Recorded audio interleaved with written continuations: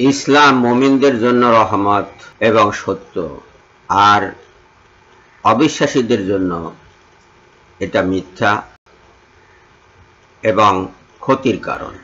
আসসালামু আলাইকুম বন্ধুগণ, আল্লাহ পাক বলছেন, অকুল যা আল হাক্কু ওয়া যাহাকা আল বাতিলু ইন্নাল বাতিলা কানা যাহুকা। বলো, সত্য আসিয়াছে এবং মিথ্যা বিলুপ্ত হইয়াছে, মিথ্যা তো বিলুপ্ত হইবারই। এই আয়াত পাঠ করে আল্লাহর রাসূল মক্কা বিজয়ের দিন কাবার আশপাশে রক্ষিত মূর্তিগুলোকে তার লাঠির দ্বারা নির্দেশ করেছেন, আর সাথে সাথে সেই মূর্তিগুলো উপর হয়ে পড়ে ভেঙে গেছে, বিলুপ্ত হয়েছে।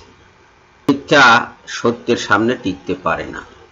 82 নম্বর আয়াতে আল্লাহ পাক বলছেন, ওয়া নুনাজ্জিলু মিনাল কুরআনি মা হুয়া শিফাউ ওয়া রাহমাতুল লিল মুমিনিন ওয়া লা ইয়াজিদুজ জালিমিনা ইল্লা খাসারা।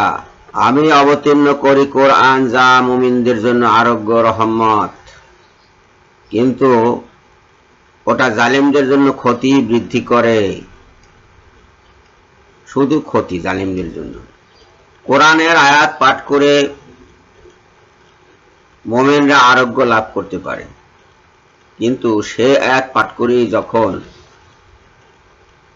অবিশ্বাসীরা পরীক্ষা করে যে এতে ভালো হয় কিনা, তখন তাদের রোগ বৃদ্ধি পায় এবং তাদের অবিশ্বাস আরো দৃঢ়ীভূত হয়।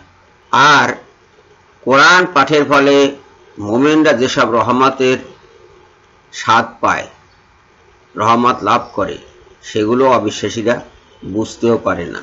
তারা যখন কোরআন পাঠ করে, অবিশ্বাস নিয়ে যখন কোরআন পাঠ করে, অপবিত্র অবস্থায় যখন কোরআন পাঠ করে, তখন তাদের ওই কোরআনের আয়াতগুলো ক্ষতি বৃদ্ধি করে, তাদের ক্ষতি হয়।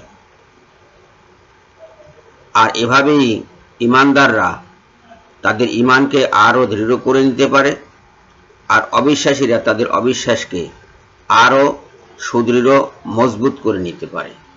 ফল হলো এই, আখিরাতে মুমিনদের জন্য জান্নাত আর অবিশ্বাসীদের জন্য জাহান্নাম। একই কোরআন দুই দলের জন্য দুই রকম ফল দান করে। এটাই হলো কোরআনের বৈশিষ্ট্য, এটাই ইসলামের বৈশিষ্ট্য। সবাইকে ধন্যবাদ জানিয়ে এখনকার মতো বিদায় হচ্ছি। আল্লাহ হাফেজ।